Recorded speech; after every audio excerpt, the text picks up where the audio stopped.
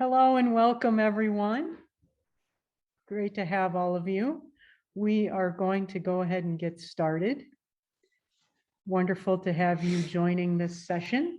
My name is Michelle Scheidt. I'm a senior program officer with the Fetzer Institute in Kalamazoo, Michigan. And I'm joined by my friend and colleague, Sylvester Jones. He'll introduce himself a little bit later. We're just really happy to have the opportunity to be with you today to lead this experiential and reflective activity. I'd like to invite you to introduce yourselves by putting your names in the chat. And if you could also put the name of whatever your affiliation or organization is and the geography where you're joining from today, that would help all of us just have a sense of who's here. So I invite you to type into the chat your name, the organization that you're affiliated with, and the geography that you're joining from. And once again, welcome to all of you. And it's wonderful to have the opportunity to be with you today. Thank you. Thank you. And just take a moment to scroll through the chat as you see the names and locations coming in. And it's wonderful to just recognize we have Pittsburgh, we have Columbus, we have the UK, we have California. So we've got quite a great expanse. Madison, Wisconsin. Welcome to each of you. As we proceed with this workshop, we just invite you at any time to post any questions or comments that you may have in the chat.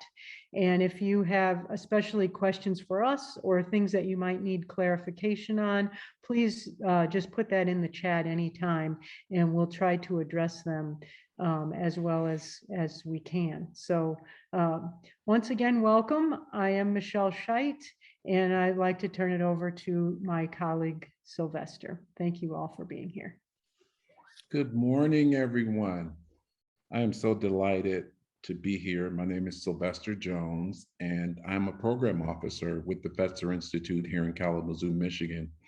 I'm really honored to be not only a part of this Upswell conference, but to be presenting with my friend and colleague. And so looking forward to our time together, and looking forward to this journey, this pilgrimage that we'll take together. So welcome. I'd like to begin with an opening practice. Just want to center us in this space, help us to really be prepared for this experience that we're going to have together, and kind of help us to shake off things that might be a burden to us coming in. So I'm gonna read a poem. It's a short poem, so I'll read it twice. We'll ring a bell before the poem starts, and there'll be a bell when the poem ends. But hopefully it helps you to center and be present for this experience we'll have together. And before we ring the bell, I just invite again, there's a few folks who have joined. If you'd like to just put your name and your organizational affiliation and your geography into the chat, gives us all a sense of who's with us in the space. And so I just invite us into a moment of centering with the bell and the poem.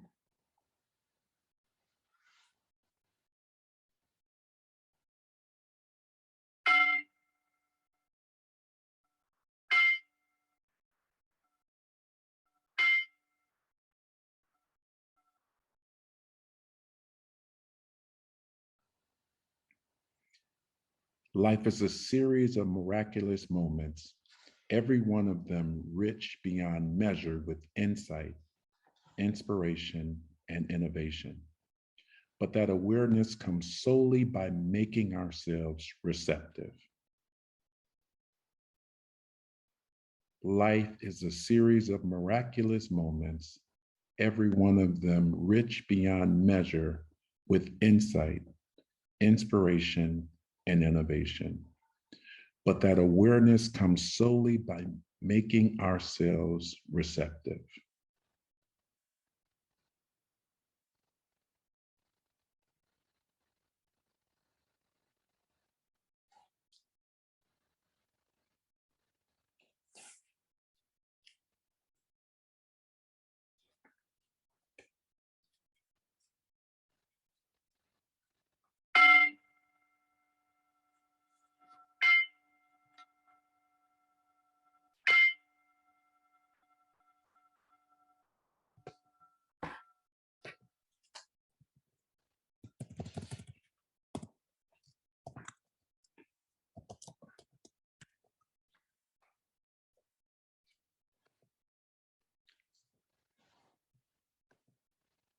So thank you for that.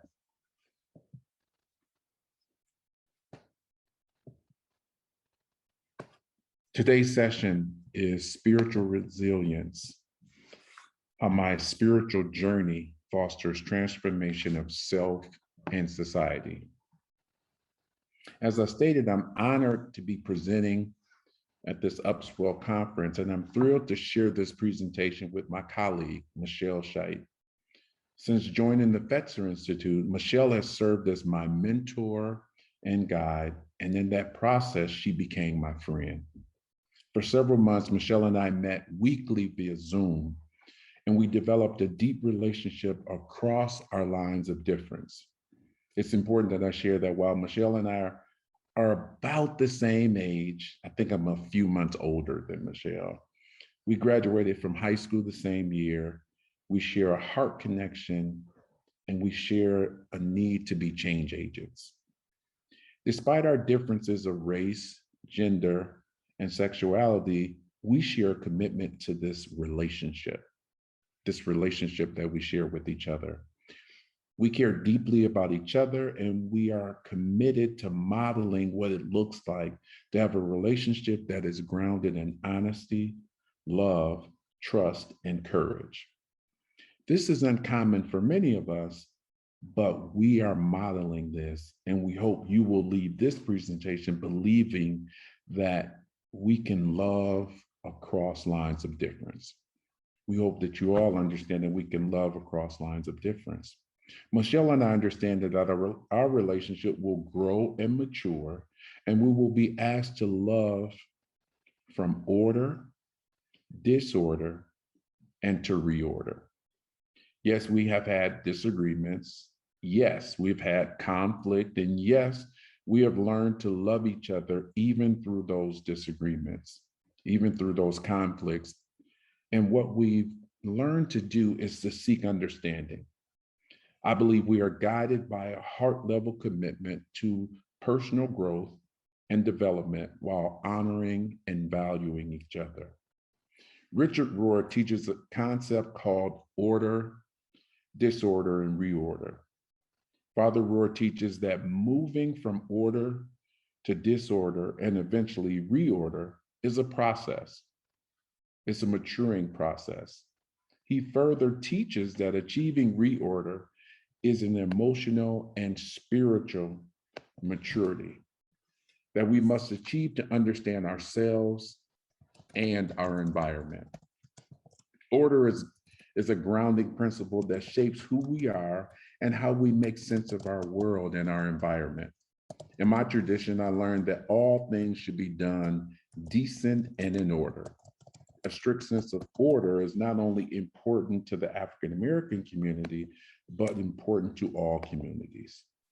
For many of us, we learned about the Easter Bunny and Santa Claus. Both allowed us to have a level of innocence. I remember hearing someone say, if you tell him the Easter Bunny and Santa Claus doesn't exist, he will lose his innocence. On a personal note, I remember visiting my father, and the children that lived with him still believed in Santa Claus.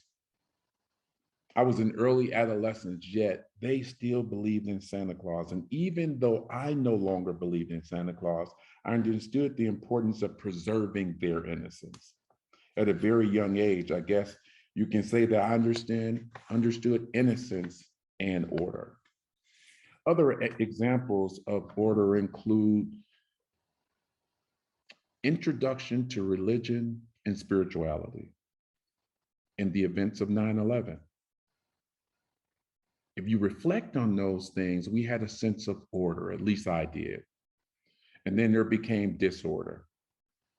And using those three examples as a backdrop, I ask you to remember the innocence that we all held when we believed in the Easter Bunny, when we believed in Santa Claus.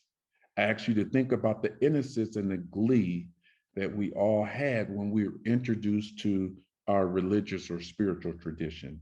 And I ask you to reflect on the view of the world prior to the events of 9/11.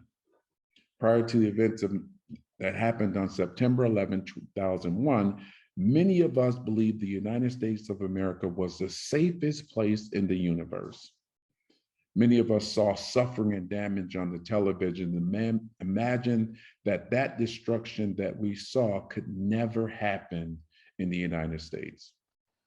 On a personal note, prior to 9/11, I was convinced that unless I was enlisted in the military, I would never see mass destruction and attacks on United States soil.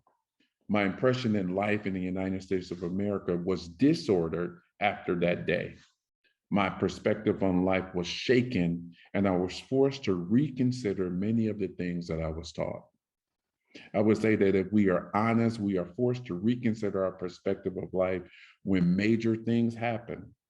For some of us, it's a divorce, termination from a place of employment, when our children leave the nest, or death of a parent or a loved one. These things happen and force us to reconsider all the things that we learned in the order stage. In some cases, kind of throw us into a tailspin. And it takes us into reorder. Reorder is about maturity. It's about reevaluating our understanding of our environment and making new agreements with ourselves and others. Allow me to use divorce as an example. If you've ever been a part of a relationship, no matter how healthy or unhealthy that relationship was, when that relationship ends, you're forced to deal with something new. There was some familiarity in that relationship that allowed you to at least understand your environment. The disorder challenges us to create new norms, seek new routines, and gain a new perspective on life. Reorder requires a level of spiritual growth and maturity. It requires us to exercise a new faith. As the Reverend Martin Luther King Jr. states, faith is taking a step when you don't see the rest of the staircase. Reorder can create a level of anxiety and uncertainty, and we need spiritual practices to move past this stage of life. My friend and colleague, Michelle, will share examples of how we can move through order and disorder and eventually to reorder. Thank you for those examples, Sylvester. And I'm just going to invite us to think about this is as a model that Sylvester has shared with us. It is grounded in the teachings of Richard Rohr, and I appreciate very much the practical examples that Sylvester offered from his own life and from other experiences that many of us can relate to. So I just invite you to hold that three-step model in mind as we move into an exercise where we're going to reflect on our own journeys. And again, the three steps are order, disorder, reorder. And this is identified as a pattern that often happens in our lives where we think everything's stable and we're fine and something comes to shake us up, whether it's 9/11, the breakup of a relationship, whatever that is, those little shake-up moments. And then we're kind of flurrying around for a bit and then we settle back down into a new reordered phase. This is just one way to think about our lives and our journeys. There are many other examples and models for that. And what we're going to do is I'm going to invite us to take about we're going to take about 5 minutes just for a short journaling exercise, and we'll play some reflective music during these 5 minutes. And I invite you to just think back over the story of your own life, however many years that has been. For some of us, it's more than others.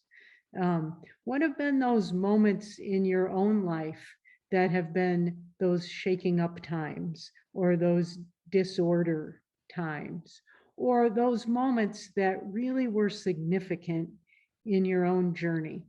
And I'd just like to ask you to, as you think back over your own story, that maybe you would identify about 7 examples from your life story. It doesn't have to be a perfect chronology, but maybe 7 things that have happened in the story of your own journey that you see as definitive moments, or key things that you experienced. They may have been decisions you made, they may have been persons you met, they may have been significant events that happened in your family, in our country, in the world.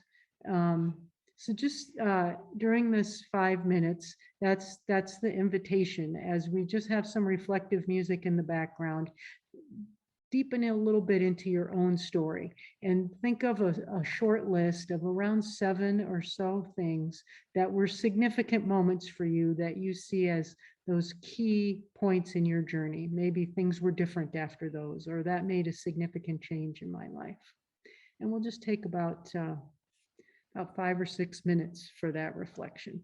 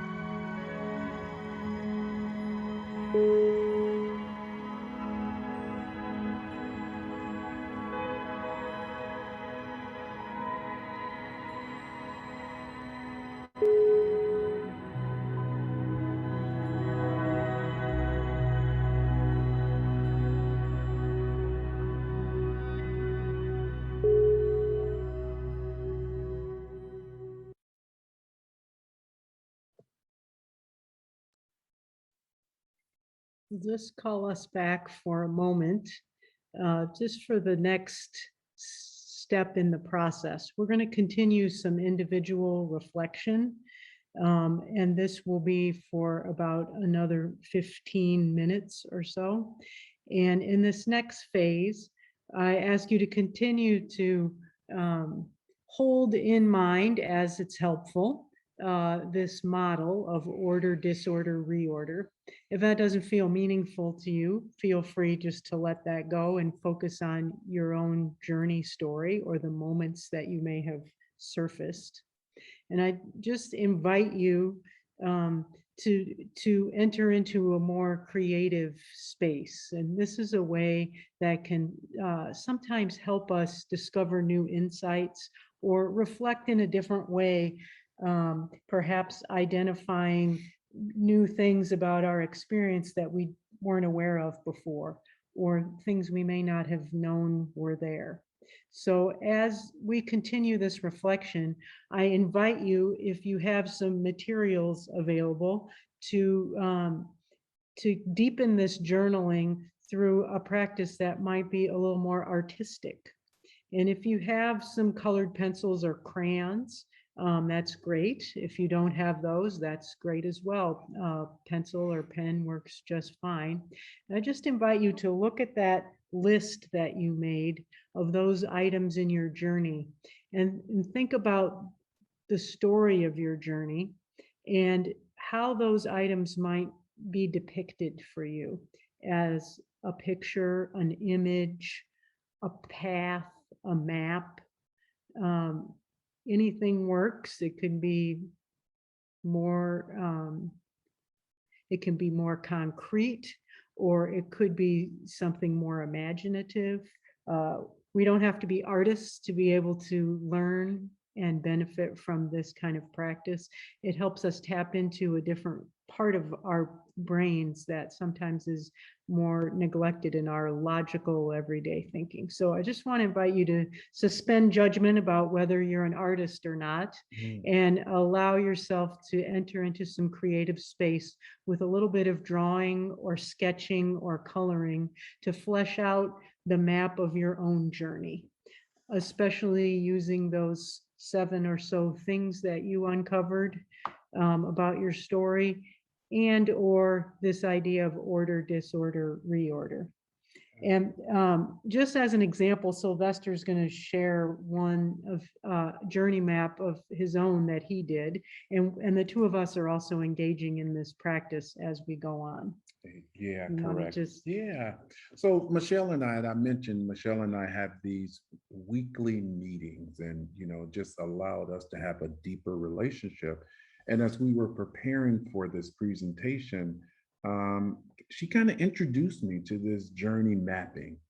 And what you see before you is my own personal map. It's one, and I believe it'll be one of many, but it depicts my life's journey from birth to pre-adolescence, adolescence, to early adulthood, to college. Then, of course, it goes to my employment after college, and then marriage. Right here, you'll see the green one, mid-career, and where I hope to be at some point is human flourishing. The things that I have in the background here are things that are really important to me: love, service, spirituality, and justice. These are things that I have on my map. And you'll see that there are some other, what I refer to as shards of glass that are here that, kind of sometimes threaten my peace and, challenge me. So this is my journey map. As you can see, I'm not an artist, but I found the process of completing my map to be a bit therapeutic, and hopefully you will enjoy the process as well. Don't tell anybody that my artwork is not something worth putting in a museum, but do tell them that I was brave enough to share. Thank you, Sylvester. Yeah. And so we're just going to take about 15 minutes for this next step of the process. And I just invite you again to try to suspend your judgment about your artistic abilities and just allow it to go wherever it might go as you think about your own experiences of resilience, of order, of disorder, of reordering. Someone has put in the chat that this experience could go on for hours. Certainly agree. It's too bad we only have about 15 minutes to move into that, but we'll turn that reflective music back on and just invite you to move into your own mapping and continued reflection as you think about your own story and how it intersects with the important work that you're doing in the world. So thanks very much. And we will take just about 15 or 17 minutes for this portion.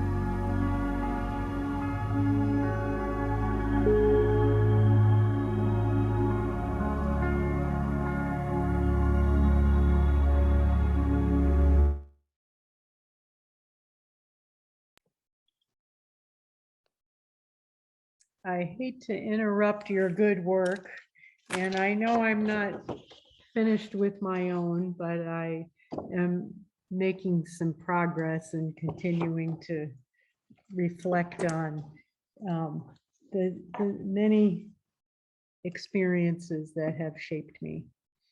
We're going to take about 5 minutes to just to continue this reflection by talking with one other person. So I'm inviting our hosts to put us into pairs, and um, I just invite you as you go into your group, it's only 5 minutes, so we won't have a lot of time, but just to share whatever's surfacing for you from from this exercise. You don't have to share your whole map. You don't have to tell your life story, but maybe there are one or two tidbits that have surfaced for you of new insights or something else that might be a new learning that you just have a few minutes to talk about with another person. So we'll move into our groups, and we'll be bringing you back in about 5 minutes, 5 or 6 minutes we'll take.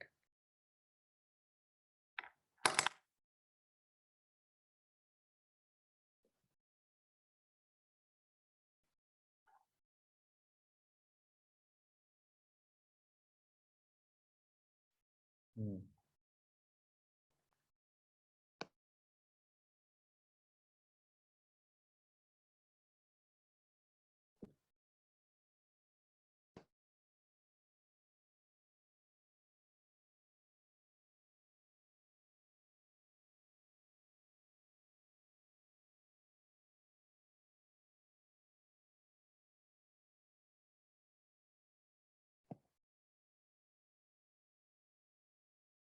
Hi, Sarah.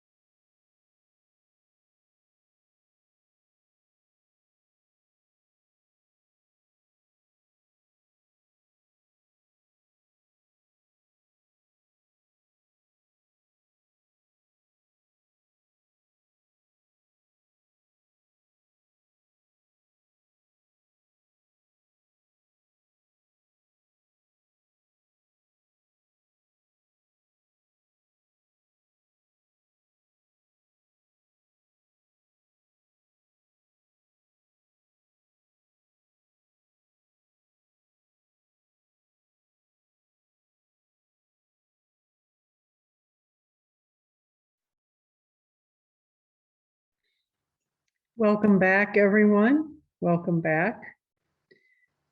Just congratulations on taking this time for yourself, for a more reflective time to really be able to deepen into your own journey and think more about how the experiences of your own life connect with your resilience, your healing, the change-making work in which you're engaged.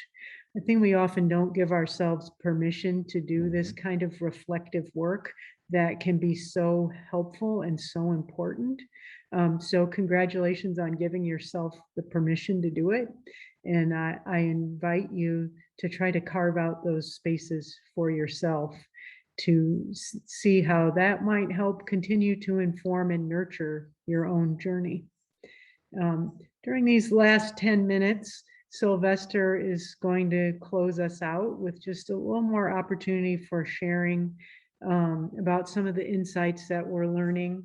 I'll just, before I hand it over to him, I'll hold up my own map here that I've been working on. I'd like to have the chance to spend a little more time with this. I think I got it about halfway done and was starting to, I had this really interesting image of the spiral that came to me, and I'm not sure what all that's about just yet, but I'd love to have the opportunity to explore it further. So, Yeah. Sylvester. All right. All right. Let me just say, just for me, the pace of our lives sometimes makes it difficult for us to reflect on our spiritual journey. And as Michelle stated, congratulations on taking this time today to just kind of settle in and kind of reflect on some things that may have happened that may have taken you from order, the innocence that we have during the order stage, to disorder when we mature a little bit and begin to question our environment, and then eventually to reorder. As we all know, we're here because we have learned to reorder things in our lives. And so that'll, as we continue to live, we'll continue to have to reorder things and to lean into things in a very new and different way. And so you saw my earlier journey map. This one is a little different. Didn't get enough time to finish it. But I want to practice being brave, right? And showing you my work in progress. And these clouds here, you know, represent the things that are most important to me, and that you heard me talk about: joy and peace and love. Those are the things that I'm working on there. But this journey is, you know, the different milestones in my life: graduating from high school, graduating from college, marriage, divorce, marriage again, having children, and moving to Kalamazoo when I accepted the position with the Fetzer Institute. This is what this journey represents. And of course, we all know that there are highs and lows in all of our lives, right? So this Healy area here represents highs and lows for me, that I've experienced throughout my journey. So I am intentional, and I've decided to be intentional about, you know, really making time for me, making time for self-care, making time to recognize that life is a spiritual journey, so that I can show up and be the loving, caring, compassionate person that I want to be. So I invite you to share. If anyone wants to follow in my footsteps of being brave and kind of sharing your own journey map, do so. I'd love to see it. And we promise that we'll be supportive and loving as you do it. Absolutely. Of course, there's no pressure to share, so I think we have feel free to jump in if you want to, and if you don't want to, that's great as well. So after I said that Sylvester inspires me, I now feel compelled to share, to take that step further and be brave myself. I shared with Gina in our breakout that I'm in the middle of about 5 different transitions, including all of the ones that Sylvester mentioned. And my my map is kind of me at various places all over the place with the colors that I had on hand representing my chakras, and the ways that the support that I've gotten at various points in my life or not has impacted me as being someone who's out there in the world in various ways.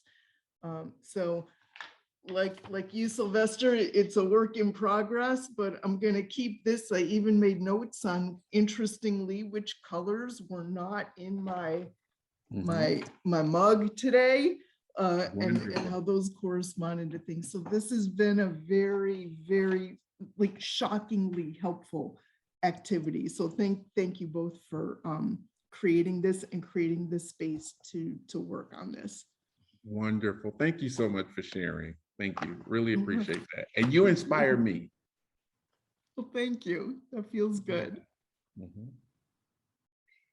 Would anyone else like to offer anything just about maybe an insight or anything that you might want to share with the group during our last few minutes? No pressure. We have a saying at Fetzer, we say it is not share or die. So this could be just for you. If you didn't, there's no pressure on the sharing. So yeah. And I would just say the experience really helped me take the time that I've been saying for the last 2 years. I need to take some time and just reflect in a quiet space on my life and some of the disordering and reordering that feels needed in this moment. So it was a gift to be able to do that, and definitely a need for more of it.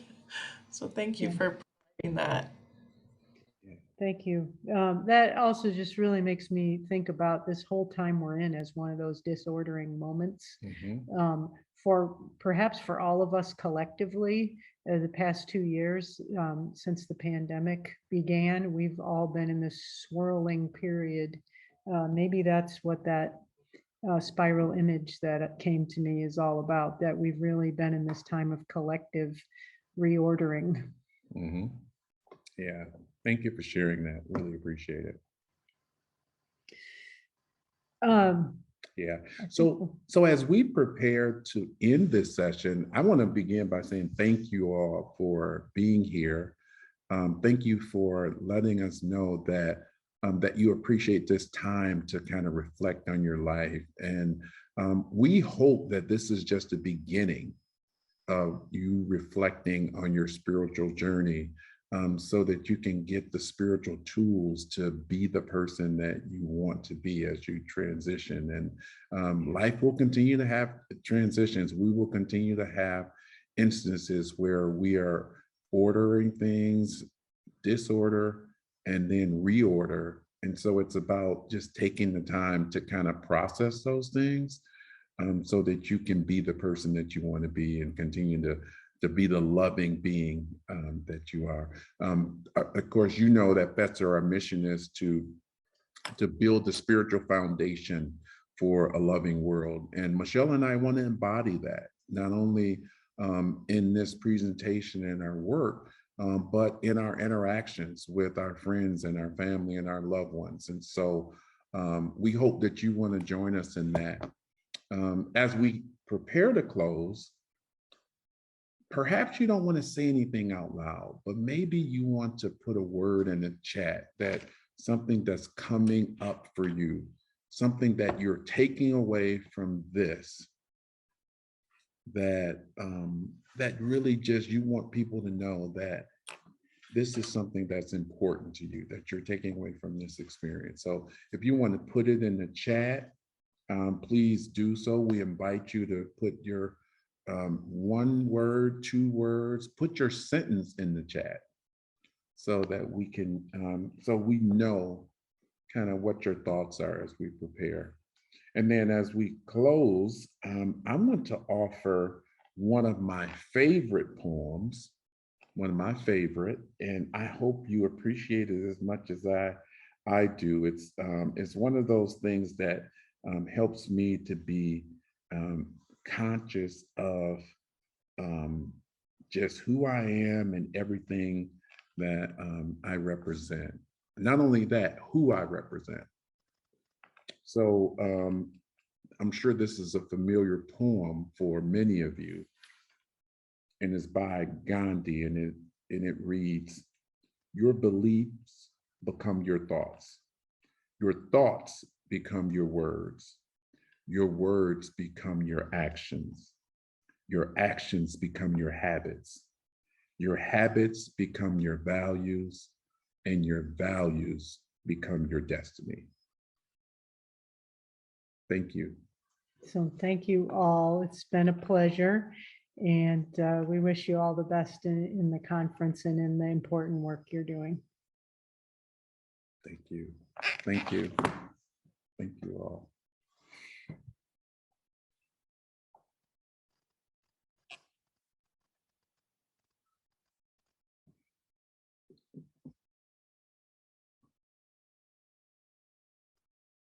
Thank you.